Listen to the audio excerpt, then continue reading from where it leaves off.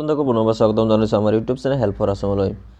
বন্ধুসকল, আপোনালোকে সকলোৱে জানে যে কৰোনা ভাইৰাছে এতিয়া সমগ্ৰ বিশ্বৰ লগতে ভাৰতত আতংকৰ সৃষ্টি কৰিছে। ঠিক তেনে এক সময়তে হিন্দু মহাসভাৰ নেতা এক আচৰিত অবাঞ্ছক মন্তব্য আগবঢ়াইছে। তেওঁ জনায় যে যদি গোমূত্ৰ পান কৰে আৰু গোবৰ যদি গাত সানে তেতিয়াহ'লে আপোনাক কৰোনা ভাইৰাছে কেতিয়াও আক্ৰমণ কৰিব নোৱাৰে।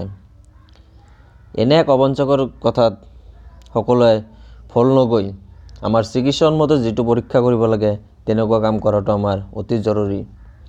তেখেতৰ এই কথা শুনি একাংশ চিকিৎসকে তেওঁক মেণ্টেলিটি সিহঁতৰ প্ৰব্লেম বুলি জনাইছে। তেওঁ এইখিনি কথা জনায় যে গোমূত্ৰ খালে আৰু গাত গোবৰ সানিলে আক্ৰান্ত নহয় কৰোনা ভাইৰাছ। হিন্দু মহাসভাৰ নেতা আচৰিত যুক্তি।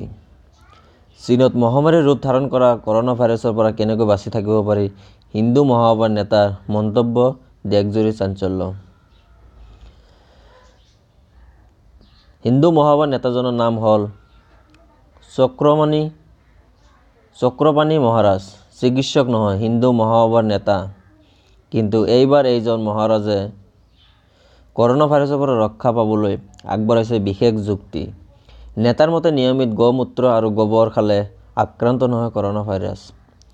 কিন্তু গোমূত্ৰ বুলি নহয়, খাব লাগিব শান্তিৰ জল বুলি। সেইদৰে গোবৰৰ গাত লগালে কোনোদিনে কৰোনা ভাইৰাছে বিয়পি নপৰে শৰীৰত। হিন্দু মহাসভাৰ নেতাৰ এই বিধান অত্যন্ত হাস্যকৰ বুলি মন্তব্য কৰিছে চিকিৎসকে। ইফালে চীনৰ মহামাৰীৰ ৰূপ ধাৰণ কৰা কৰোনা ভাইৰাছৰ ভয়াৱহতালৈ লক্ষ্য ৰাখি বিশ্ব স্বাস্থ্য সংস্থাই গ্ল'বেল ইমাৰ্জেঞ্চি ঘোষণা কৰিছে।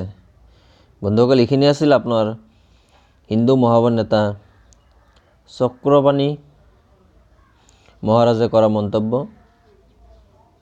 বন্ধুসকল, যদি ভিডিঅ'টো ভাল লাগিছে লাইক কৰিব, কমেণ্ট কৰি দিব, শ্বেয়াৰ কৰি দিব, চেনেলটো ছাবস্ক্ৰাইব কৰি দিব আৰু তাৰ কাষতে থকা ঘণ্টিডালো টিপিবলৈ নাপাহৰিব।